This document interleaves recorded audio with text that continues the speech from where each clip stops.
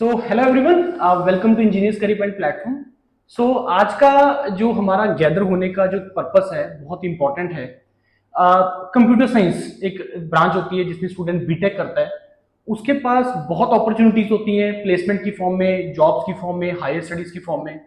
तो अभी आजकल हम लोग जो कॉलेजेस में विजिट कर रहे हैं, स्पेशली इस रीजन के स्टूडेंट के जो कॉलेज के स्टूडेंट्स हैं, पंजाब, हिमाचल, हरियाणा, जम्मू एंड कश्मीर, चंडीगढ़ स्टूडेंट्स में, तो हम लोगों ने क्या देखा है कि स्टूडेंट जो है वो एक ही चीज की तरफ ओरिएंटेड है, that is the placement only. तो प्लेसमेंट एक ऑप्शन है उनके पास, तो उनके पास और क्या क्या ऑप्शंस अवेलेबल है through the very important exam that is the GATE exam, जिसको हमारा मानना ये है कि अभी सारे टीचर्स भी एग्री होंगे कि वो हर स्टूडेंट को लिखना चाहिए गेट का एग्जाम। तो आज हम लोग कंप्यूटर साइंस टीम के साथ गैदर हुए हैं। आप लोगों के बहुत छोटे छोटे क्वेश्चंस, लेकिन बहुत इंपॉर्टेंट क्वेश्चंस जो मेरे को सेमिनार में पूछते हैं स्टूडेंट्स, तो वो सारे क्वेश्चन का आंसर हम लोग इस इंटरेक्शन के थ्रू कवर कर लेंगे। और क्या उसका प्रिपरेशन का आप लोगों को स्ट्रेटेजी रखना है, कैसे पढ़ना चाहिए, कौन सी इंपॉर्टेंट टॉपिक्स है, और career as a computer science engineer जिसमें एक ऑप्शन तुम्हारे पास प्लेसमेंट का है, इसके अलावा और क्या क्या ऑप्शन है उसके बारे में हम सारा डिस्कशन करेंगे। तो आज जो मेरे साथ हैं त्यागी सर हैं, जो मैथमेटिक्स और डिजिटल पार्ट कवर करते हैं कंप्यूटर साइंस के लिए, और ओवरऑल मेंटरिंग में सर का बहुत बड़ा रोल है। मुकेश सर हैं, हार्डकोर कंप्यूटर साइंस मेंटर, जिनका इंडस्ट्री और एकेडमिक्स बहुत ज्यादा एक्सपीरियंस है। Aman sir, he is totally into the academics, जो हमारे साथ पिछले 4 साल से जुड़े हुए हैं, जो स्टूडेंट को मेंटरिंग कर रहे हैं। योरपीडिया पे भी आप लोगों ने ये टीम को देखा होगा।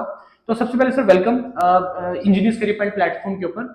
तो सबसे पहला क्वेश्चन सर त्यागी सर मैं आपसे पूछ रहा हूँ, जो कि एक बहुत इंपॉर्टेंट क्वेश्चन है, कि जैसे हम लोग सुनते हैं कि कंप्यूटर साइंस इंजीनियर के पास तो बहुत ऑप्शन होता है सर प्लेसमेंट का, तो वो एक ऑप्शन है, और उसके पास क्या क्या ऑप्शन है, और उससे भी पहले कि कंप्यूटर साइंस स्टूडेंट इस गेट एग्जाम को लिखे क्यों, ये मेरा क्वेश्चन है सर। देखो, बहुत ही इंपॉर्टेंट क्वेश्चन है ये, और इसको अगर समझ लिया तो बहुत स्टूडेंट्स को ये फायदा भी करेगा। ठीक है, एक्चुअली जो कंप्यूटर साइंस के बच्चे होते हैं उनके दिमाग में एक मिसकंसेप्शन ये रहता है कि जो गवर्नमेंट जॉब्स हैं, पब्लिक सेक्टर्स हैं, वो मेनली कोर ब्रांचेस के लिए होता है, जैसे इलेक्ट्रिकल या मैकेनिकल, उन्हीं के लिए है पीएसयूज। हमारे लिए कोई गवर्नमेंट जॉब नहीं है, हमें तो प्राइवेट सेक्टर में काम करना है, ऐसा उनके दिमाग में पहले से भरा रहता है। ठीक है, उन्हें पता नहीं होता अपॉर्चुनिटीज का। लेकिन पिछले कुछ सालों से, जैसे अब ये आईटी रिवॉल्यूशन चल ही रहा है, पूरी दुनिया जो है आईटी के बिना मतलब सस्टेन नहीं कर सकती, तो हमारे जो पब्लिक सेक्टर है ना, उसके अंदर सॉफ्टवेयर इंजीनियर्स का, कंप्यूटर साइंस बैकग्राउंड वाले बच्चों का जो रिक्रूटमेंट है, उसका नंबर एक्सपोनेंशियली बढ़ा है, बहुत ज्यादा। मतलब जो वैकेंसीज आ रही है, भले ही कोर में ना आए, इलेक्ट्रिकल में, मैकेनिकल में कम वैकेंसी हो, लेकिन कंप्यूटर साइंस हर जगह चाहिए, क्योंकि हर एक पीएसयू जो है अपने आप को मॉडर्न कर रहा है। ठीक है, ऑटोमेशन की तरफ सब जा रहे हैं, तो सभी में इंजीनियर्स की रिक्वायरमेंट है, और कम मिलते हैं उनको सॉफ्टवेयर इंजीनियर, तो वहां ज्यादा रिक्वायरमेंट है। तो सबसे पहली तो ये एक अपॉर्चुनिटी है कि आप लोग कंप्यूटर साइंस वाले जो बच्चे हैं ना, वो भी इसको एक्सप्लोर करें, पब्लिक सेक्टर के साथ काम करें। आईओसीएल जैसे है, सेल है, ओएनजीसी है, ऐसे बहुत सारे इंडिया में पब्लिक सेक्टर है। एक अच्छा मतलब सैलरी स्ट्रक्चर भी देते हैं, जॉब सिक्योरिटी है, क्योंकि जैसा आप अभी रिसेशन चल रहा है, तो रिसेशन का असर इन पे कुछ नहीं होता पब्लिक सेक्टर पे। आईटी सेक्टर में जॉब्स हैं, प्राइवेट सेक्टर में जॉब्स हैं, लेकिन आप हमेशा सुनते रहते हैं कि उस कंपनी ने इतने एम्प्लॉय ले ऑफ कर दिए। ठीक है, तो यहां पे ऐसी कोई प्रॉब्लम नहीं है, तो इस डायरेक्शन में उनको सोचना चाहिए बच्चों को। ठीक है, और स्पेशली जो एवरेज बच्चा है ना, अगर उसको लगता है, तो उसके लिए थोड़ा पढ़ाई करके और गेट में मतलब थोड़ी अगर हार्डवर्क करेगा तो आराम से पीएसयू में एंट्री ले सकता है और एक अच्छी जॉब ले सकता है। दूसरा यह है कि अगर किसी को मान लिया पब्लिक सेक्टर में नहीं जाना है, तो प्राइवेट सेक्टर में भी आज का जो जमाना है ना, वो स्पेशलाइज एजुकेशन का हो चुका है। मतलब पहले क्या होता था कि बीटेक वाले बच्चे को ही कंपनी प्रेफर करती थी कि जल्दी से जल्दी आए, लेकिन अब हाईली स्किल्ड बंदे की जरूरत है कंपनी में। तो कंपनी चाहती है कि मतलब हायर एजुकेशन वाले बच्चे आए, तो एमटेक वाले बच्चों को अब प्लेसमेंट अपॉर्चुनिटीज बहुत ज्यादा मिलती है। किसी भी आईआईटी के अंदर चले जाओ, किसी एनआईटी के अंदर चले जाओ, कंप्यूटर साइंस में एमटेक वाले प्लेस मतलब कोई बच्चा ऐसा नहीं होगा जो अनप्लेस्ड रहता हो।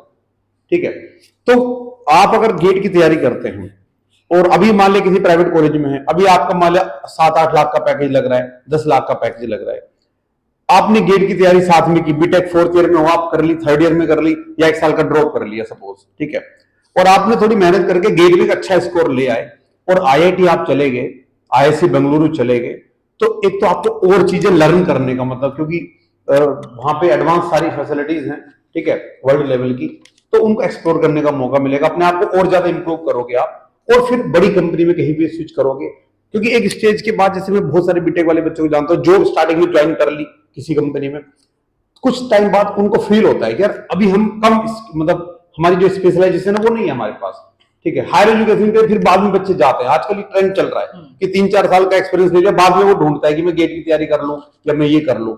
तो अगर अभी से आपके पास अपॉर्चुनिटी है 3rd ईयर से 4th ईयर से, तो आपको अभी करना चाहिए। और अगर अभी मौका मिलता है आईआईटी बॉम्बे में पढ़ने का, आईआईटी दिल्ली में पढ़ने का, तो पढ़ना चाहिए, क्योंकि वहां से भी प्लेसमेंट होगा और कम से कम 3 गुना होगा।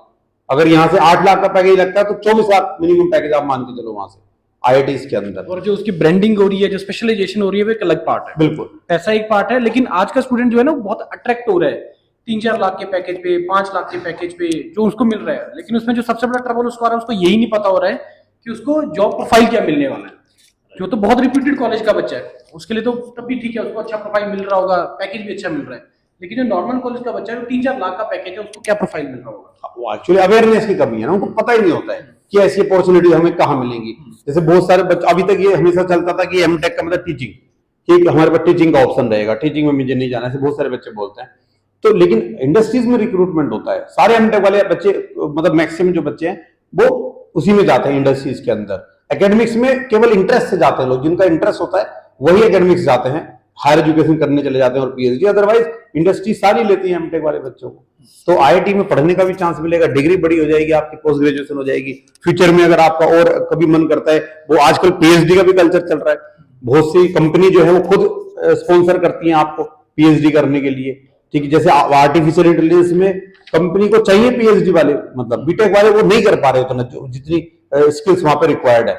लग तो रहा है सबको कि एआई, लेकिन एआई इतना इजी नहीं है समझना, मशीन लर्निंग की एल्गोरिथम को समझना इतना इजी नहीं है, ठीक है ना, क्योंकि आपको उसके अंदर जाना पड़ेगा मैथमेटिक्स में, और नई नई एल्गोरिथम डेवलप करने पड़ेंगी।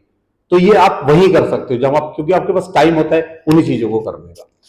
और उसके अलावा एक तीसरा बेनिफिट ये है कि देखो, आप कॉलेज में सभी जानते हैं उतना पढ़ाई पे फोकस बच्चे का नहीं होता, मतलब कॉलेज में बस अटेंडेंस या मतलब इधर उधर घूम लिए और अपना पास कर लिए सेमेस्टर, नॉलेज नहीं होती है।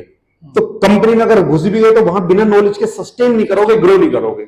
इस गेट की तैयारी का सबसे बड़ा बेनिफिट क्या होता है कि यहाँ पे जो ट्रेनर है वो आपको सिखाएंगे। यहाँ पे केवल अटेंडेंस नहीं होती है, कोचिंग में कोई अटेंडेंस का फंडा नहीं होता। यहाँ आप आओगे क्योंकि आपको समझ में आएंगी चीजें, लर्न करोगे, नॉलेज बढ़ेगी आपकी, फिर आप ज्यादा ग्रो कर सकते हो। तो ये भी एक बहुत बड़ा बेनिफिट है। मतलब अगर आपका मूड नहीं है आईआईटी में जाने का, एमटेक करने का, आप इंडस्ट्री में जाना चाहते हो, लेकिन आपकी जो सब्जेक्ट है उन पर कमांड तो हो बढ़िया। कमांड कैसे होगी? जब आपको अच्छे टीचर्स मिलेंगे जो उसी चीजों के एक्सपर्ट है, जो आपका मतलब रिक्वायरमेंट है इंडस्ट्री की, ठीक है।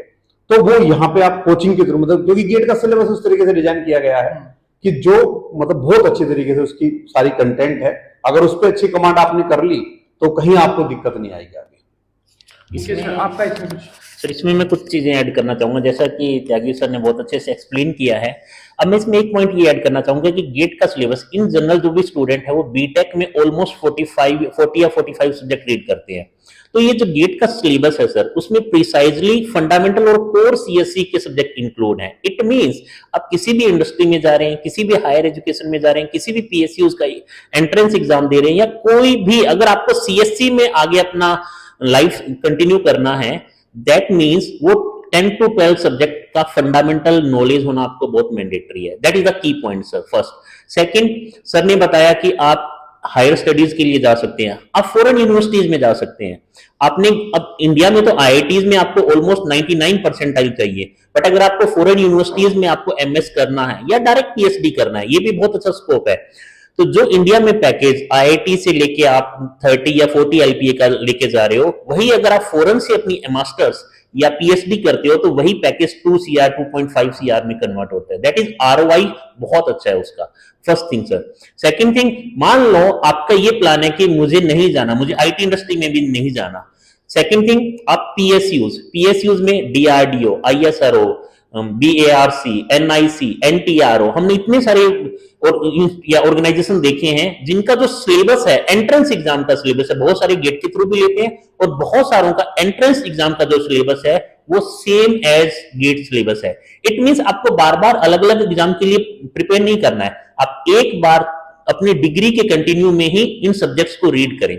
थर्ड थिंग, आपको प्लेसमेंट के लिए जाना है, तो अगर आपके कॉलेज में मान लो कुछ कंपनी बहुत ही कम पैकेज वाली कंपनी आ रही है, तो आप क्या कर सकते हो उस केस में, अगर आपके फंडामेंटल स्ट्रॉन्ग है। नॉर्मली आप 3.5, 4.2, 4.8 के पैकेज पे जा रहे हो, that means you are doing clerical work, that is the main problem. और वहां पे आपका जो ग्रोथ होगा, आपको 6 मंथ तो समझ में ही नहीं आएगा कि आपका रिस्पॉन्सिबिलिटी क्या है उस कंपनी में, आपका रोल क्या है। और उसके बाद जब धीरे धीरे आप अपना टाइम स्पेंड करते हो 2 साल, तब आपको रियलाइज होता है कि जिस कंपनी में आप हो, एक्चुअल में लास्ट 2 ईयर में आपने कोई लर्निंग की ही नहीं है। और आपको पता होगा सर कि पिछले 2-3 सालों से बहुत ज्यादा ये हवा चली हुई है एआई। पहले एआई आया, फिर अभी क्या आ रहा है, एजीआई आ रहा है, आर्टिफिशियल जनरल इंटेलिजेंस। उससे पहले जीएआई आया था, जनरेटिव एआई आ गया। इट मींस जो टेक्नोलॉजी है, जो चेंज हो रही है, वो बहुत रैपिडली हो रही है।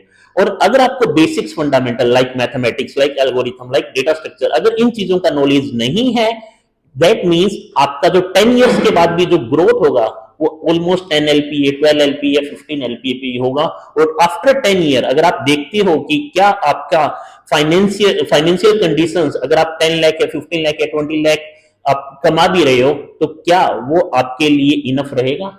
That is the main point. That means conclude करना चाहूंगा कि सीएससी वाले को गेट 3rd ईयर से ही लिखना चाहिए।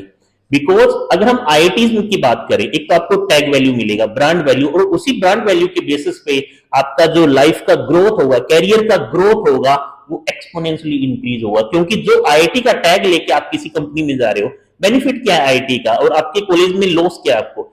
आईआईटी आपको अपॉर्चुनिटी देता है in terms of companies placement. आपके पास बहुत सारी अपॉर्चुनिटीज हैं, आपके कॉलेज में 10 कंपनी आ रही है, बट अगर मैं आईआईटीज की बात करूं, वहां 300 स्टूडेंट है तो 500 कंपनी आ रही है, फाइन।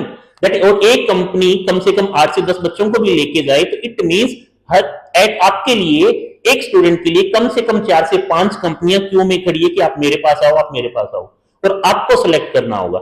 सेकंड थिंग, आईआईटी में आप जाते हैं, उसके बाद जो कम्युनिटी का आपको सपोर्ट मिलता है, एलुमनाई एसोसिएशन का जो आप पार्ट बनते हैं, वो थ्रू आउट द लाइफ आप कहीं पे भी किसी भी पैकेज पे अगर जाना चाहते हो और आप में थोड़ी सी भी स्किल है, इट मींस उस कंपनी में एंटर करने के लिए आपका एक कनेक्शन होगा।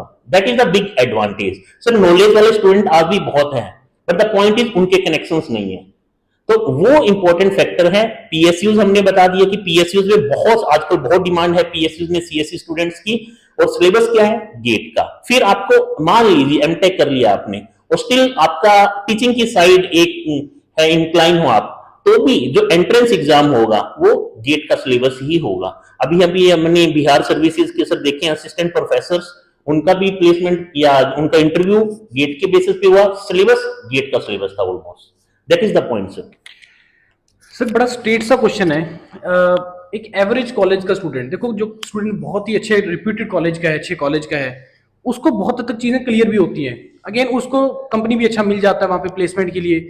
और मैंने ये देखा है कि जिसके पास अपॉर्चुनिटी बीटेक के बाद प्लेसमेंट का अच्छा अपॉर्चुनिटी, वो और एक्सप्लोर करना चाहता है, राइट। लेकिन जो एक एवरेज कॉलेज का बच्चा है, जिसका एवरेज प्लेसमेंट भी एवरेज, जो कि अब तो रिसेशन का भी ट्रबल चल रहा है, वो भी एक प्रॉब्लम उसको आएगा, वो एक्सप्लोर भी नहीं करना चाह रहा। राइट। पता नहीं वो किस चीज का डर है या क्या उसको वो फील कर रहा है।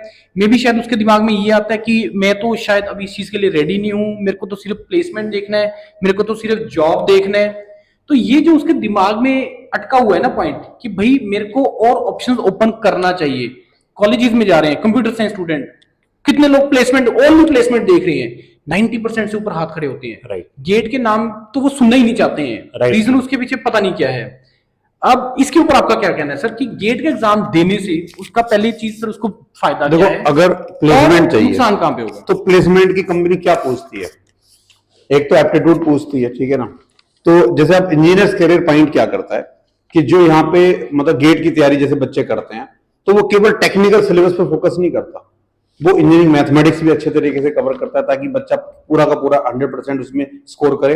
और साथ में यहाँ पर रेगुलर जो दूसरा 15 मार्क्स आते हैं नॉन टेक पार्ट, जैसे इंग्लिश, तो इंग्लिश की डेडिकेटेड फैकल्टी यहाँ पे है, ठीक है। इंग्लिश के 3 ही क्वेश्चन एग्जाम में आते हैं, लेकिन एक एक क्वेश्चन इंपॉर्टेंट है, तो इंग्लिश पूरा यहाँ पे ऑफलाइन क्लासेस में आप कराते हैं, ठीक है। दूसरा रीजनिंग आता है, एप्टीट्यूड आता है, तो ये वाला पार्ट भी यहाँ कवर होता है उसी के अंदर। तो एक तो वो बच्चे को जो यहाँ स्ट्रॉन्ग अच्छे तरीके से पढ़ लेगा, तो प्लेसमेंट में ऑब्वियसली हेल्प करेगा। दूसरा, किसी भी प्लेसमेंट में जो टेक्निकल राउंड होगा वो क्या पूछे, दो चीजें, डाटा स्ट्रक्चर, एल्गोरिथम, ठीक है। अब इन दोनों का जो एक्सपर्ट है वो आपके सामने बैठे हुए हैं सर, मतलब अगर इनसे मेरे हिसाब से डाटा स्ट्रक्चर एल्गोरिथम पढ़ लिया तो किसी कंपनी का क्या इंटरव्यू या कोई रिटन एग्जाम वो बचना नहीं चाहिए। क्यों मुकेश सर? मैं तो इतना ही आपके बारे में जितना जानता हूं, तो डीएस और एल्गो के एक्सपर्ट यहाँ पे हैं, आपको दोनों सब्जेक्ट में स्ट्रॉन्ग कर देंगे वो, ठीक है। तो अब ये आपका प्लेसमेंट ऑटोमेटिकली इसके अंदर कवर हो गया ना, और साथ में आप मतलब गेट के एग्जाम भी दोगे, आप एनआईसी के एग्जाम भी दोगे।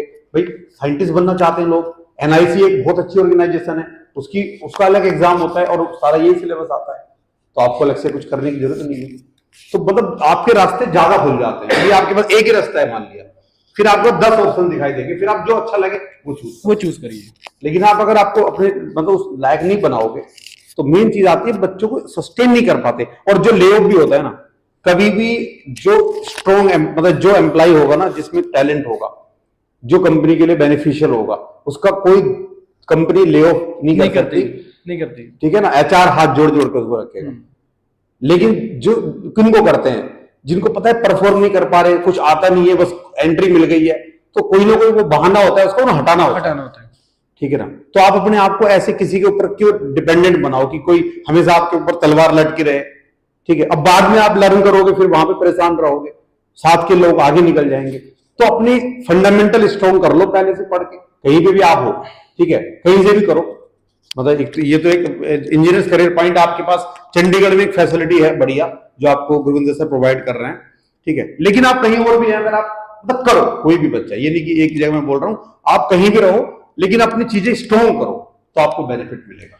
मतलब जो आपने बहुत अच्छी चीज बताई सर, अपने आप को कैपेबल बनाओ। अगर तुम कैपेबल हो तो ये रिसेशन, ले ऑफ्स कोई मैटर नहीं करता। मैं बच्चों को पूछता हूँ गवर्नमेंट जॉब क्यों ज्वाइन करनी है आपने? सर जॉब सिक्योरिटी है। किस चीज से सिक्योरिटी तुम चाहते हो? अगर आप कैपेबल हो तो ये वर्ड ही डिफिकल्ट है, पता नहीं किस चीज का मतलब ये वो बच्चों में है, गवर्नमेंट जॉब सिक्योरिटी, ये वर्ड वो बोलते हैं। लेकिन मैं तो मानता हूँ कि अगर सर कैपेबल है बंदा तो गवर्नमेंट जॉब में तो जाने का कोई लॉजिक ही नहीं बनता। अगर उसने कैपेबल है, पैसा कमाना चाहता है, एक्सप्लोर करना चाहता है, दुनिया देखना चाहता है, तो प्राइवेट इज द चीज जिसके थ्रू जा सकता है। और ये जो गेट एग्जाम है, ये उसका एक रास्ता, एक जरिया है। गेट एग्जाम रीढ़ की हड्डी मजबूत कर देता है, आपको कैपेबल बनाता है। देखो एक डॉक्टर होता है ना, आप ये समझो कोई डॉक्टर कितने बड़े कॉलेज से पढ़ के आ जाए, लेकिन अगर वो अंदर से चीजें नहीं सीखेगा ना, जो मेडिकल कॉलेज के अंदर पढ़ाई होती है, वहां कोई बच्चा जबरदस्ती अटेंडेंस नहीं लगाता आगे डॉक्टरी में। ऐसा नहीं कि अटेंडेंस का क्राइटेरिया इसलिए आना पड़ रहा है, टाइम पास करके बैठ के चलेगा, नहीं, डॉक्टरी नहीं चलेगी ना उसकी फिर। अगर नॉलेज नहीं होगी उसको, अगर वो सीखेगा नहीं, खुद उसने चीजें नहीं करी होंगी, तो उसी तरीके से आप लोग इंजीनियर्स जो हैं उसी तरीके से बनाओ ना, कि नो सीखिया डॉक्टर से आप इलाज कराओगे क्या अपना? भले उसके पास एमबीबीएस की डिग्री भी है, एमएस की भी डिग्री ले ली उसने, लेकिन नहीं आती उसको चीजें अगर उतनी स्ट्रॉन्ग, तो आप भी नहीं चाहोगे उसके पास जाना। आप किसके पास जाओगे? जिसका नाम है कि बहुत अच्छा डॉक्टर है। अच्छा कैसे बनेगा? जो पढ़ता है दिन रात, अब हमेशा अपने आप को अपडेट करता है, जिसकी फाउंडेशन स्ट्रॉन्ग रही होगी, ठीक है ना। तो इंजीनियर्स को भी अपनी फाउंडेशन पे वर्क करना चाहिए। और गेट मेरे को तो सबसे बेस्ट ऑप्शन लगता है, ठीक है। मैं तो अभी मतलब अपनी हॉबी है कि लगभग 8 से 10 बार मैं गेट एग्जाम क्वालिफाई कर चुका हूँ, ठीक है। रिसेंटली फिर किया है और आगे फिर करता रहूंगा, ठीक है ना। मतलब एक उसमें आनंद आता है, चीजें कोई नीड नहीं है, फिर भी मतलब उसको पढ़ के ना कंटेंट को, तो आपको वैसी हैबिट बनानी चाहिए। हाँ, मतलब अभी जो आपने बात किया है कि आपने गेट का पेपर दिया है, तो मेरे को लग रहा है शायद मुकेश सर भी दे के आए थे, अमन सर भी दे के आए, रवि सर भी दे के आए, मनीष सर भी दे के आए, विनीत सर भी दे के आए। जितने भी टीम है, टीचर्स हैं, वो खुद अपडेट रहने के लिए, हम लोगों को कोई नीड नहीं है, ठीक है। हमें तो अभी ना तो पीएसयू में जाना है, ना ही हमें कहीं पे एमटेक करने जाना है, लेकिन हमें पता है कि हम एजुकेशन लाइन में हैं। तो अगर हम खुद अपडेट नहीं रहेंगे उन चीजों से, अगर हम सारी चीजें खुद अपने कंट्रोल में नहीं करेंगे, वो सारे जो क्वेश्चन वहां पूछे जाते हैं अगर हम नहीं सोल्व कर पा रहे मान लिया, तो हम बच्चों को कैसे पढ़ाएंगे? exactly. तो हम अपने आप को कोशिश करते हैं स्ट्रॉन्ग रखें, मतलब हमेशा अपडेट करते रहे रेगुलर, ठीक है, चाहे गेट के थ्रू एंड और चीजें जितने भी रिसोर्सेज है उसके थ्रू, तो वही बच्चों को करना चाहिए। अब मैं आपको एक चीज और बताता हूँ सर, मैं जैसे कॉलेजेस में जाता हूँ तो मैंने पूछा, गेट का नाम सुन के सारे डर गए। मैंने पूछा किसी ने कोई एक क्वेश्चन भी देखा? किसी ने सिलेबस भी देखा है? नहीं देखते, लेकिन वो एक पता नहीं बैठा हुआ है उसके अंदर, दिमागों के अंदर, कि गेट का नाम सुनते ही बच्चा घबरा जाता है। सर बिफोर वो आगे प्रोसीड करें, आप थोड़ा गेट के सिलेबस के बारे में सर डिस्कशन करेंगे बच्चों पे? यहाँ पे हमने ओपन किया हुआ है मुकेश सर, कि गेट में क्या क्या टॉपिक्स होते हैं सर। आप अपने टॉपिक कवर कर लेंगे, फिर सर अपने टॉपिक कवर कर लेंगे, फिर त्यागी सर का अपना पार्ट आ जाएगा। मेनली सर अगर मैं बात करूं तो कंप्यूटर साइंस में 10 to 12 सब्जेक्ट हम मेन कह सकते हैं, जिसमें फर्स्ट सेक्शन आप देख सकते हैं इंजीनियरिंग मैथमेटिक्स। इसका जो वेटेज है वो 15 मार्क्स का है। फाइन। अब सर देखना, एक इससे पहले मैं सिलेबस को डिस्कस करने से पहले मैं थोड़ा सा बताना चाहूंगा कि सर आईआईटीज में अगर आप हायर स्टडीज के लिए जा रहे हैं तो हर एक आईआईटीज में अब ये नहीं रहा है कि सिर्फ हम कंप्यूटर साइंस ब्रांच से ही एमटेक अपना करें। हर एक आईआईटी में अप्रोक्सीमेट 5 से 6 ऐसी ब्रांचेज हैं। मैं नाम लेना चाहूंगा cognitive science, cyber physical system, robotics and automation, then information security, software engineer, CSC, AI, data science, data analytics. तो ये कुछ मेन ब्रांचेज हैं जहां पे सीएससी स्टूडेंट आईआईटीज में अपनी हायर स्टडीज को कर सकता है। तो पॉइंट ये है कि अब हम यहाँ बात करें सिलेबस की, तो फर्स्ट ये इंजीनियरिंग मैथमेटिक्स है। इसमें 2 पार्ट है, एक हमारा डिस्क्रीट मैथमेटिक्स, एक नेक्स्ट इंजीनियरिंग मैथमेटिक्स। इसमें से discrete mathematics, linear algebra, matrices हमने प्लस 2 में भी पढ़ा, थोड़ा सा एडवांस पार्ट है यहाँ पे। कैलकुलस, लिमिट, कंटिन्यूटी, डिफरेंशिएबिलिटी, जो इसका लेवल है वो प्लस 2 में जो हमने पढ़ा था वही है। प्रोबेबिलिटी एंड स्टैटिस्टिक्स नॉर्मल है, बहुत इजी है। देन ये जो फर्स्ट है इस सेक्शन में 15 मार्क्स का आपको आएगा। नेक्स्ट सब्जेक्ट हम बात करते हैं section 2, that is digital logic. Almost इसका वेटेज 4 to 5 मार्क्स, बट जो प्रॉब्लम है वो बहुत ही इजी आ रही है, बहुत इजी। इट मींस यहां पे आप 5 out of 5 बड़े ही आराम से ले सकते हैं अगर आपने with dedication approximate 20 to 25 hour इस सब्जेक्ट को कंप्लीट किया है। Next computer organisation and architecture, इसका वेटेज थोड़ा ज्यादा है सर, 10 to 12 मार्क्स का है। बट अगर हम बात करें इसमें से कई बार 1 या 2 क्वेश्चन थोड़े टफ या मॉडरेट लेवल के आते हैं, नॉर्मली ये भी एक इजी सब्जेक्ट है। अब आ जाते हैं कोर सीएससी सब्जेक्ट पे, जहां पे प्रोग्रामिंग एंड डेटा स्ट्रक्चर है।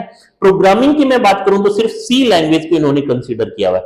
दैट मींस वो लैंग्वेज जो हम अपने फर्स्ट सेमेस्टर में रीड करते हैं और जो उनकी बेसिस है हर एक लैंग्वेज का। अब यहाँ पे array, stack, Q, linked list आप देख सकते हैं, बहुत ही इजी टॉपिक है, बहुत ज्यादा एडवांस डेटा स्ट्रक्चर को यहाँ इंक्लूड नहीं किया है, प्लस एल्गोरिथम है।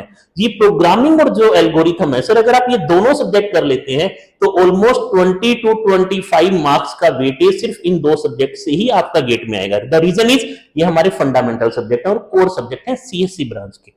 Next sir TOC, theory of computation and compiler. Compiler basis है थ्योरी ऑफ कंप्यूटेशन पे। थ्योरी ऑफ कंप्यूटेशन और कंपाइलर को मिला दें तो ऑलमोस्ट 12 मार्क्स का सिलेबस यहां से आता है, जिसमें से बहुत ही इजीली आप 9 to 10 मार्क्स बड़े आराम से लेके आ सकते हो। स्ट्रेट फॉरवर्ड क्वेश्चन, हार्डली एक क्वेश्चन कुछ ऐसा आएगा जो मॉडरेट लेवल का होगा, अदर देन दैट बहुत ही इजी एरिया। नेक्स्ट हम बात करते हैं sir operating system. Operating system बहुत इजी सब्जेक्ट, और डेटाबेस अगेन ये वो 2 सब्जेक्ट है जिसमें से मोस्टली स्टूडेंट्स के फुल आउट ऑफ फुल ही आते हैं सर। इन दोनों का वेटेज में बात करूं तो 16 to 18 मार्क्स का रहेगा। देन कंप्यूटर नेटवर्क बहुत इंपॉर्टेंट, कंप्यूटर ऑर्गेनाइजेशन की तरह इसका भी वेटेज 10 to 12 मार्क्स मिनिमम रहता है। बहुत इजी सब्जेक्ट है, 5 लेयर्स है, इनके बारे में हमें रीड करना है। नो डाउट थोड़ा सा अगर कवर करें तो ऑलमोस्ट ये 50 आवर का सब्जेक्ट है, बट स्कोर वाइज भी इसका वेटेज वाइज भी इसका थोड़ा इंपॉर्टेंस है। तो दैट इज द सिलेबस। तो ऑलमोस्ट हम बात करें 10 सेक्शंस हैं, जिसमें इंजीनियरिंग मैथमेटिक्स एक सेक्शन है, एक डिजिटल है, रिमेनिंग अदर हमने 1 by 1 डिस्कस किया है। आप कौन कौन से टॉपिक कवर करने वाले हैं सर इसमें? सर इसमें मैं प्रोग्रामिंग, डेटा स्ट्रक्चर, एल्गोरिथम को कवर करूंगा, उसके बाद मैं डेटाबेस को कवर करूंगा और कंप्यूटर नेटवर्क्स को कवर करूंगा सर। अब मैं रिक्वेस्ट करूंगा अमन सर आपके कौन से टॉपिक्स हैं, और थोड़ा सा बच्चों को एग्जांपल देके बताना सर, क्योंकि आई थिंक कोआ पढ़ते हैं बच्चा उससे घबराता है कोआ से, और कुछ एग्जांपल देके बताना कि किस किस टाइप से बच्चे को क्वेश्चन आते हैं, कैसे वो उसको कवर करें। तो सर सबसे पहला जो टॉपिक है वो है डिस्क्रीट मैथ्स। तो इसमें 4 चैप्टर होते हैं। एक तो लॉजिक्स पढ़ते हैं हम, तो वो बेसिक लॉजिक्स जो होता है कि जैसे हमने इंग्लिश लैंग्वेज है उसको अगर लॉजिकल उसमें वे में देखना है तो कैसे देखेंगे, that if it rains today we will not play, तो उसको अगर लॉजिकल इंटरप्रिटेशन करना है तो कैसे चलेगा, बहुत इजी होता है लॉजिक्स। सेकंड जो चैप्टर हम पढ़ते हैं वो पढ़ते हैं कॉम्बिनेट्रिक्स, पीएनसी, परम्यूटेशन एंड कॉम्बिनेशन। अगर प्रोबेबिलिटी आता है तो ये आपको ज्यादा टफ नहीं लगेगा, और अगर ये मतलब हैंड इन हैंड जाते हैं दोनों, कि ये आता है तो ये भी आपको आप कंफर्टेबल रहोगे, इसमें कंफर्टेबल हो तो इसमें भी कंफर्टेबल रहोगे। ठीक है, तीसरी चीज आती है जो सबसे इसमें इंपॉर्टेंट है, वो है ग्रुप्स। ग्रुप्स क्यों इंपॉर्टेंट है? क्योंकि जब भी हम फर्दर स्टडीज के लिए जाते हैं, तो मान लो अगर आप एमएस के लिए जाओगे तो ग्रुप्स और ग्राफ्स और तीसरा ये जो इसमें इंजीनियरिंग मैथ्स में लीनियर अलजेब्रा। ये 3 टॉपिक ऐसे हैं कि इंटरव्यू में किसी भी स्ट्रीम में आप सीएस के थ्रू अप्लाई करोगे, किसी भी आप एआई में जा रहे हो, कहीं भी जा रहे हो, बेस ये 3 चीजें हैं। लीनियर अलजेब्रा पूछेगा, आपको ग्राफ्स का बहुत अच्छे से आइडिया होना चाहिए, ग्रुप थ्योरी आपको अच्छे से आनी चाहिए। बाकी 3 जो है ये स्कोरिंग है, ग्रुप्स जो है थोड़ा मॉडरेट लेवल का आता है, बाकी तीनों स्कोरिंग है, बट ग्रुप्स जो है थोड़ा टफ आता है। बट हाँ ये है कि अगर आप फर्दर पर्सपेक्टिव से देखो कि आपको आगे पढ़ना है तो उसमें इंटरव्यू के बेसिस पे भी ये काफी इंपॉर्टेंट टॉपिक रहता है। दूसरा मेरा सब्जेक्ट रहेगा कंप्यूटर आर्किटेक्चर। तो कंप्यूटर आर्किटेक्चर क्या है कि सीएन के साथ कंप्यूटर आर्किटेक्चर, ये 2 सब्जेक्ट्स हैं जो कि बहुत ही लेंथी सब्जेक्ट्स हैं, सबसे लेंथी दोनों सब्जेक्ट्स नहीं है। बट हाँ ये है कि इसमें 1 या 2 क्वेश्चन आपको ऐसे दिखेंगे जो टफ होंगे कि हाँ मे बी आप जब एग्जाम दोगे तो मे बी वहां पे सॉल्व ना हो, या फिर अगर हो तो टाइम लगेगा। बट इसकी वेटेज इतनी ज्यादा है कि 7 या 8 नंबर जो बाकी बचते हैं ना, उसमें क्वेश्चन जो है वो इजीली सॉल्व हो जाता है। ये पहले जितने भी टॉपिक्स है, इंस्ट्रक्शन साइकिल, पाइपलाइनिंग, हार्ड, ये इजी क्वेश्चन है। हाँ कैश में से क्वेश्चन आएगा तो वो फंसेगा, तो वो अगर आपका फंसेगा तो सबका ही फंसेगा, तो उसमें कोई ऐसा वरी करने की वाली बात नहीं है। बट हाँ ये है कि ये थोड़ा लेंथी है। बाकी प्रोग्रामिंग, डेटा स्ट्रक्चर, एल्गोरिथम के बारे में सर ने बता दिया कि अगर फंडामेंटल क्लियर है तो 20 प्लस इसमें से बड़े आराम से स्कोर होता है। अगर आप थोड़ा भी आइडिया लगाओ कि आपका एप्टीट्यूड स्ट्रांग है, मैथ स्ट्रांग है और डेटा स्ट्रक्चर एल्गोरिथम स्ट्रांग है, ये आपके पास 50 प्लस नंबर हो गए यहाँ पे। अगर ये आपके स्ट्रांग है तो आप अगर 40 नंबर भी लेके आते हो तो आप बेसिक तो मतलब आप नॉर्मल रैंक पे तो पहुंच गए। उसके बाद आपको बाकी सब्जेक्ट में सिर्फ 20 नंबर लाने हैं, और अगर आप वो 20 ले आओगे तो आप बहुत ही बड़ी आईआईटी में कहीं भी आपका एडमिशन हो जाएगा उसमें। उसके बाद है टीओसी एंड कंपाइलर। अब इसमें है टीओसी पढ़ने के बाद ही कंपाइलर पढ़ा जाता है। बहुत ही सिंपल है, मशीन्स बनानी होती है। एक बार आपने सीख लिया कि हाँ एनएफए डीएफए कैसे बनाया जाएगा, उसके ऊपर ही सारे क्वेश्चन आएंगे। नेक्स्ट लेवल की मशीन पे जाओगे तो अगर एनएफए डीएफए आता है तो एनपीडीए भी वहीं से सीखोगे, एनपीडीए आता है तो वहां से ट्यूरिंग मशीन वहां से सीखोगे, ठीक है। और अगर ये सब आता है आपको तो कंपाइलर जो है, इसमें जो हम ग्रामर पढ़ेंगे, लैंग्वेजेस पढ़ेंगे, वही कंपाइलर का आगे जाके बेसिस बनता है। तो ये जो है दोनों को एक साथ अगर मानो तो 10-12 नंबर का है, और ये भी स्कोरिंग में आता है। Theory of computation, compiler design, operating system और डीबीएमएस, ये 4 सबसे स्कोरिंग सब्जेक्ट्स हैं हमारे। उसके बाद नेक्स्ट मैं पढ़ाता हूं, इसमें ऑपरेटिंग सिस्टम आता है, ये भी सबसे स्कोरिंग है। सबसे इजीएस्ट सब्जेक्ट जो होगा कंप्यूटर साइंस का वो ऑपरेटिंग सिस्टम है। इससे इजी कुछ नहीं है कि इसमें फुल आउट ऑफ फुल भी आप स्कोर कर सकते हो बड़े आराम से। रेस्ट आपको डिजिटल लॉजिक और इंजीनियरिंग मैथ्स जो कि हमारा कैलकुलस है उसके बारे में Tyagi sir will can guide you much better than me. So यहाँ पे तो देखो इंजीनियरिंग मैथमेटिक्स का काफी कम पार्ट ही दिया हुआ है, बाकी ब्रांचेस में से ज्यादा आता है, तो हम सारे कवर करते हैं।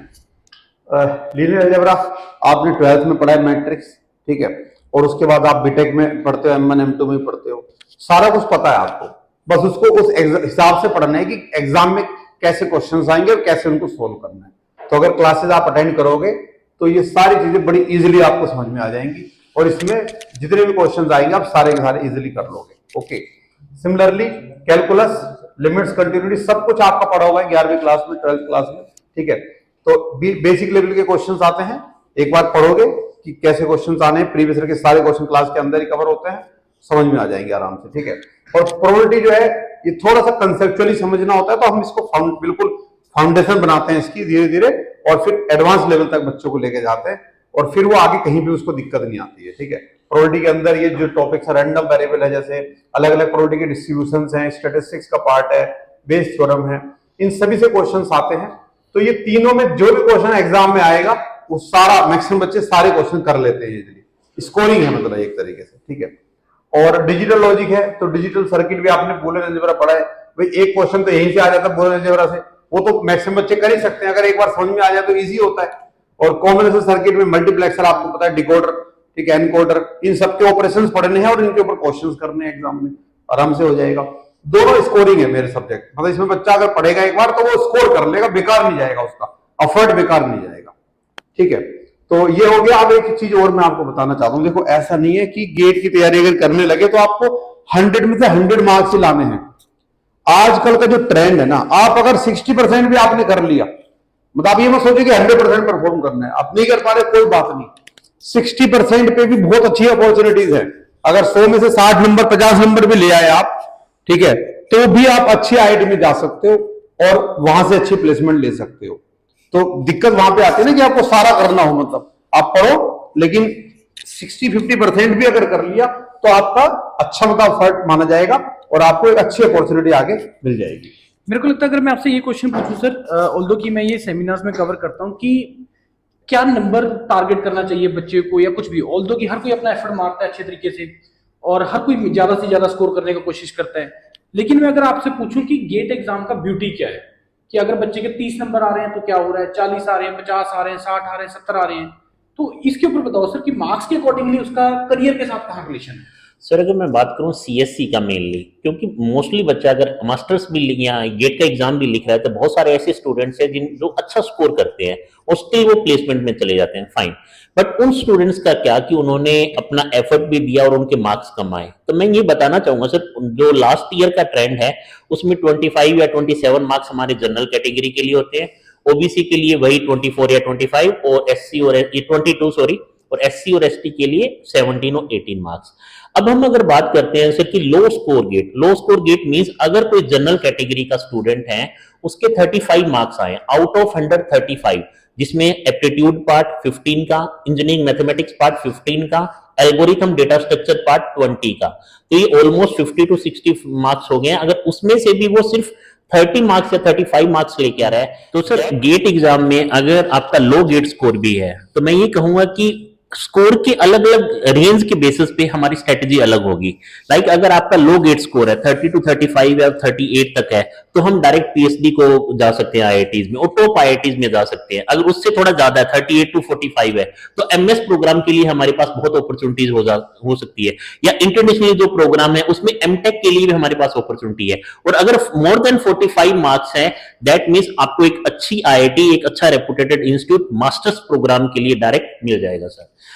तो मैंने नक्शल में बोले कि अभी मेरे को लग रहा है कि शायद बच्चे को ये चीज सोचनी भी नहीं चाहिए कि उसके कितने मार्क्स या वो चीजें बात की बात है। अभी तो अगर वो एग्जाम के ऊपर फोकस करे, एग्जाम के ऊपर फोकस करे तो क्योंकि स्ट्रेटेजी तो अकॉर्डिंगली बनेगा जो उसके मार्क्स आएंगे। अगर वो ये पूछ रहे हैं कि आप लोग ये पूछ रहे हो कि अपॉर्चुनिटीज क्या क्या है, opportunities are huge, IITs, NIT, triple IT, India, abroad, public sector, with GATE, without GATE, सारी ऑप्शंस हैं।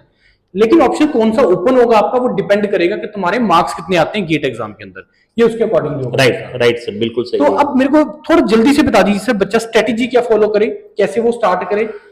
स्ट्रेटेजी सर मैं यही कहूंगा सीएससी की अगर आपको प्रैक्टिस करनी है, क्योंकि बहुत सारे स्टूडेंट्स फाइनल ईयर में भी हैं, उन वो अभी पास आउट हो जाएंगे, और जो स्टूडेंट थर्ड ईयर में है वो इंटर्न का सोच रहे हैं। द पॉइंट इज सबसे पहले आपको डेटा स्ट्रक्चर, एल्गोरिथम, कोई भी एक लैंग्वेज प्रोग्रामिंग जो हम यहाँ पे प्रैक्टिस भी करवाते हैं, इवन जब हमारा सब्जेक्ट चल रहा होता है तो उनको side by side coding practice भी हम करवाते हैं। उसके बाद डीबीएमएस, क्योंकि सिक्वल आप किसी भी कंपनी में जा रहे हैं तो SQL is a most important part, तो हम उस सब्जेक्ट को कंटिन्यू करेंगे। और उसके बाद साइड बाय साइड हमारा एप्टीट्यूड पार्ट भी चलता रहेगा, मैथमेटिक्स पार्ट भी चलता रहेगा। दैट मींस अगर आपने 2.5 मंथ्स भी अगर एक बार एफर्ट डाल दिया अभी के लिए, दैट मींस आपका ऑलमोस्ट 60 to 70% सिलेबस कवर हो जाएगा। दैट मींस आप एग्जाम आराम से लिख सकते हैं। प्लेसमेंट में जब बैठने जाएंगे, अभी थर्ड ईयर का स्टूडेंट है, उनके आगे प्लेसमेंट ओपन होंगे, प्लेसमेंट में बैठने जाएंगे तो वहां पे भी आपके लिए बहुत हेल्पफुल रहेगी जो ये कंटेंट यहाँ का रहेगा। ठीक है। अच्छा, सब्जेक्ट में कहां से, कौन से सब्जेक्ट से स्टार्ट करें सर, वो कैसे स्टार्ट करें अपना सर? हम वही डेटा स्ट्रक्चर और एल्गोरिथम को लेंगे, क्योंकि ये वो कोर सब्जेक्ट है जो बच्चे के प्लेसमेंट में भी हेल्प करेगा, और इन दोनों का मिला के वेटेज भी बहुत ज्यादा है, तो हम पहले इन्हीं को ही टारगेट करेंगे सो दैट एक आइडिया लग जाए कि सीएससी ब्रांच क्या है और कैसे ऑप्टिमल कोडिंग या ऑप्टिमल वर्क होता है इसमें। ठीक है। अब सर मैं एक चीज आपसे पूछना चाहता हूँ कि मान लो अब स्टूडेंट सर अभी अपना एग्जाम लिख रहा है, सेमेस्टर एग्जाम लिख रहा है, तो अब वो कब से तैयारी करना स्टार्ट करे, और ईसीपी क्या प्रोवाइड कर रहा है, कब से बैचेस प्रोवाइड कर रहा है, और क्या बैचेस की टाइमिंग या उसके बारे में एक बार आप बता दीजिए सर। ठीक है सर, देखिए सर, अभी जैसे अप्रैल एंड है, अप्रैल एंड होने के तो मई में बच्चों के एग्जाम होते हैं। राइट। और स्टूडेंट हर टाइप का स्टूडेंट है सर, हमारा इंटरेक्शन फर्स्ट ईयर के स्टूडेंट से भी हुआ है, सेकंड ईयर से भी हुआ है, थर्ड ईयर भी हुआ है, फाइनल ईयर इस बार पास आउट हो जाएगा। तो दो टाइप ऑफ स्टूडेंट सर मैं इसमें लेके चल रहा हूँ। एक स्टूडेंट जो नियर बाय कॉलेजेस के हैं, जो हमारे पास रेगुलर बेस पे आ सकता है। दूसरा टाइप ऑफ स्टूडेंट है कि जो आउटर एरियाज का है, हिमाचल के आउटर में है, पंजाब के आउटर में है, बहुत दूर से है। अब उसमें भी फिर अगर हम आगे कैटेगराइज कर दें तो कुछ स्टूडेंट जो भी पास आउट हो जाएंगे, कुछ कॉलेज गोइंग होंगे। तो अगर मैं इसको ब्रीफ करूं तो हम लोग सर दो तरह के मॉड्यूल प्लान कर रहे हैं।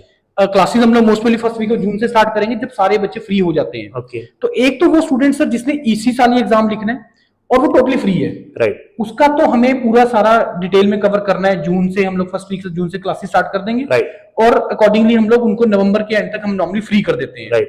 अब एक जो मॉड्यूल हमने इस पर प्लान किया है सर, वो ये है कि जो आउटर दूर के बच्चे हैं कॉलेजेस के, और वो 1.5 से 2 महीने के लिए फ्री होता है सर कॉलेज से। राइट। तो उनके लिए हम लोगों ने एक स्पेशल मॉड्यूल स्टार्ट कर रहे हैं कि वो 2 महीने यहाँ पे आएगा, यहाँ पे आएगा, हम उसको रफली 50 से 60 नंबर का तैयार करवा देंगे।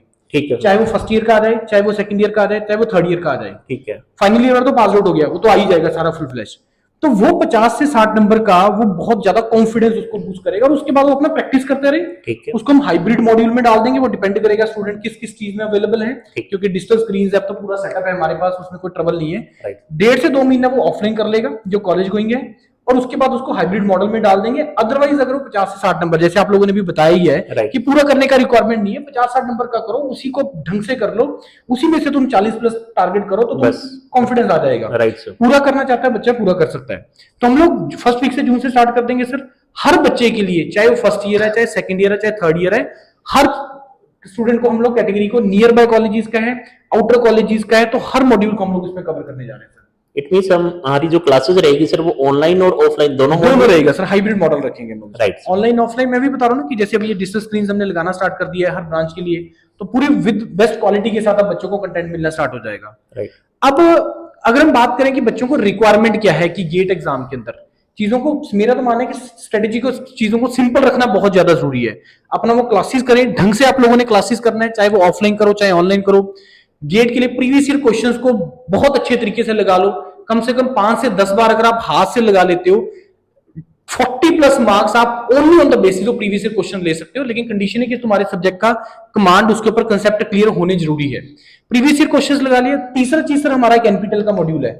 एनपीटेल में बहुत अच्छे क्वेश्चंस हैं, आईटी के प्रोफेसर्स के क्वेश्चंस हैं, वो बच्चे के लिए प्रैक्टिस के लिए बहुत ज्यादा इंपॉर्टेंट है। और लास्ट में अपना वो टेस्टिंग कर ले थ्रू द टेस्ट सीरीज। तो ये 4 कंपोनेंट पे आप लोग ध्यान रखना, क्लासेस ढंग से कर लो, प्रीवियस ईयर क्वेश्चंस लगा लो, एनपीटेल मॉड्यूल लगा लो और टेस्ट सीरीज लगा लो। ये सारा चीज हम लोग उसमें कवर करेंगे, ये सारा चीज हम मॉड्यूल में प्रोवाइड कर रहे हैं। ठीक है। और हमारा जो मॉड्यूल है सर कभी भी वो यहां तक लिमिटेड नहीं रहता कि उसको सिर्फ एग्जाम का प्रिपरेशन, एग्जाम की प्रिपरेशन के बाद की जो रिक्वायरमेंट, जैसे आप लोग बता रही हैं कि MS option, direct PhD, MTech, SOP होता है, इंटरव्यू होता है, रिटन होता है, तो that module is called the post GATE counselling. यूरोपीडिया पे पूरे इंडिया का सबसे बड़ा मॉड्यूल है पोस्ट गेट काउंसलिंग का। तो हम लोग वहां पे स्टूडेंट को टिल सिलेक्शन तक गाइड करते हैं, चाहे वो पब्लिक सेक्टर से रिलेटेड जीडी, जीटी इंटरव्यू का रिक्वायरमेंट, केस स्टडीज का रिक्वायरमेंट, या वो हायर स्टडीज में एसओपीज कहां अप्लाई करना है, कैसे अप्लाई करना है, तो वो सारी चीजों को हम लोग बहुत डिटेल में कवर करेंगे। तो एक ही जगह पे उसको फिर बार बार इधर उधर जाने की रिक्वायरमेंट नहीं है। तो ये जो मॉड्यूल वो इंक्लूड रहेगा सर? ये सर उसी के अंदर इंक्लूड है सर, ये सारा उसी के अंदर इंक्लूड है। बाकी जो first year, second year, third year का बच्चा आएगा, आप उसको कैंपस प्लेसमेंट के पॉइंट ऑफ व्यू से भी प्रिपेयर करवा ही रहे हो, सारा पार्ट उसमें कवर हो रहा है। तो कहने का मतलब है कि हमने मॉड्यूल को इस तरीके से डिजाइन किया कि जिसमें आप लोगों के पास जितना भी ऑप्शन आप लोग सोच के बैठे हो, ये सोचा भी नहीं है, वो सारी ऑप्शंस हम लोग ओपन कर देंगे इस सारे मॉड्यूल के थ्रू। स्टडी मटेरियल और टेस्ट सीरीज सर इंक्लूड रहेगा? सब कुछ इसमें इंक्लूडेड है सर। मतलब बच्चे को इसके अलावा कुछ और देखने का, सोचने का, कुछ भी परचेज करने का कोई रिक्वायरमेंट नहीं है। और हमारा जो मेंबरशिप होता है सर वो लाइफ टाइम के लिए होता है। ओके। जब तक उसका सिलेक्शन नहीं हो जाता हम लोग उसके साथ रहते हैं हमेशा। राइट राइट सर, ये चीज है। ताकि सर क्या कंक्लूड करना चाहेंगे? नहीं, बस वही आपने बता दिया सारा अच्छे तरीके से। अब बच्चों को अपना सही डिसीजन लेना है सोच समझ के, और तैयारी करनी है। देखो मेहनत करनी है, बस सिंपल फंडा ये है कि अगर जिंदगी में कामयाब होना है तो मेहनत थोड़ी करो, और जितनी जल्दी एज में कर लोगे आगे की एज में उतना एंजॉय करोगे। सिंपल है। बहुत अच्छी बात कही है त्यागी सर ने एंड में कि अपना अगर तुम अच्छा करियर चाहते हो, अच्छी जिंदगी बनाना चाहते हो, तो मेहनत तो करनी पड़ेगी यार। अगर तुम वही चाहते हो 2-4 लाख की नौकरी या बहुत अपना नॉर्मल सी लाइफ लीड करना चाहते हो, फिर तो कर ही रहे हैं, मेजोरिटी लोग कर ही रहे हैं। और एक क्राउड है जो इसी लीग में लाइक करता है, जो मेहनत नहीं करना चाहता। अगर आप मेहनत करोगे तो ऑप्शन ह्यूज हैं, बहुत ऑप्शंस हैं। सीटें खाली चली जाती हैं, जॉब अपॉर्चुनिटीज खाली चली जा रही हैं, नहीं मिलते हैं। कैपेबल, मतलब आज के टाइम पे प्रॉब्लम जॉब की नहीं है, कैपेबिलिटी की प्रॉब्लम है।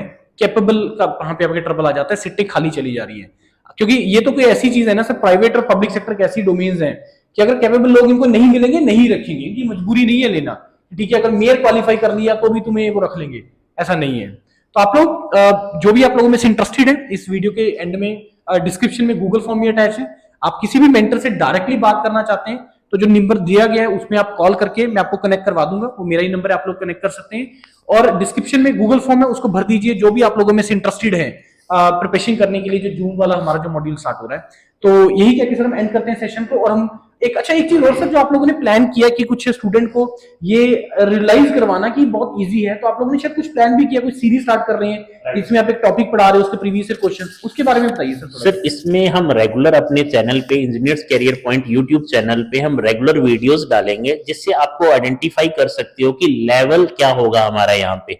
आपके लिए जो टफेस्ट टॉपिक है उसको कितने इजी वे में हम एक्सप्लेन करेंगे, उसके साथ साथ हम डिस्कस करेंगे previous year questions plus interview questions भी, कि इंटरव्यू में उस टॉपिक में से कैसे क्वेश्चन पूछना है और आपको कैसे आंसर देना होगा। प्लस पीवाईक्यूज की हम बात करें तो जो भी हम पढ़ाएंगे आपका पीवाईक्यूज आप देख सकते हो कि एक बार वो टॉपिक कवर करने के बाद जो पीवाईक्यू है क्या आपसे सोल्व हो रहा है, अगर हो रहा है तो आप जज कर सकते हो कि क्वालिटी ऑफ कंटेंट क्या रहने वाला है। ठीक है सर, थैंक यू सर। चलो आप लोग जुड़ जाइए इंजीनियर्स करियर पॉइंट के साथ, और इंटरेस्टेड आप आइए, प्रिपरेशन करो। पूरी इंडिया की बेस्ट टीम यहाँ पे बैठी है, हम लोग चंडीगढ़ में हैं, यॉर्कपीडिया का पूरे इंडिया में प्रेजेंस है, ग्लोबली प्रेजेंस है। बेस्ट टीम है जो आपको गाइड करेगी और जो आपको प्रिपेयर करवाएगी, और बहुत करियर अपॉर्चुनिटीज अवेलेबल है। Thank you and all the best to all of you. Thank you.